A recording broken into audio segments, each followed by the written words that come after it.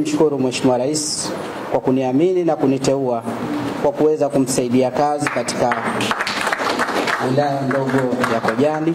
Kwa hii napenda kutoa shukrani zangu za dhati kwa Mheshimiwa Rais kwa imani aliyoonyesha kwangu kwa kuniteua kwa katibu tawala.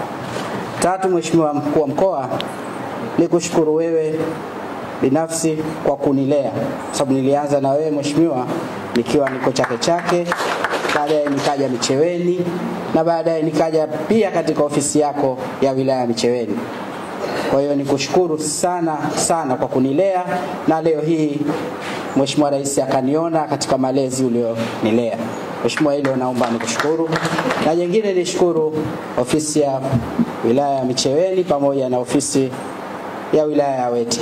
Nao hawa nilikuwa nao karibu Mheshimiwa, na wamenilea na wamenikuza vizuri mpaka leo Mheshimiwa Rais naye akaniona pia.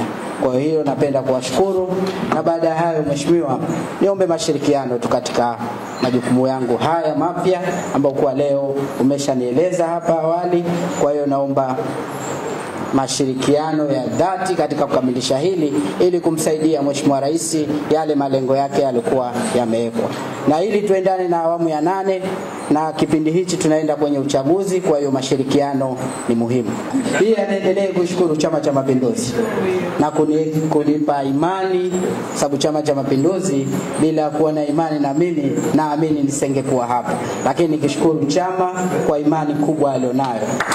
Na mwisho kabisa kwa pekee nishukuru familia yangu kwa kuwa pamoja na mimi kila hatua. Wakati huo nilipoanza kazi tulikuwa tuko pamoja tangu tuko wadogo, na sasa hizi tumeshakuwa watu wazima. Maana leo nimeshakuwa mtu mzima kwa vile shaambiwa hapa sasa naenda kusimamia watu.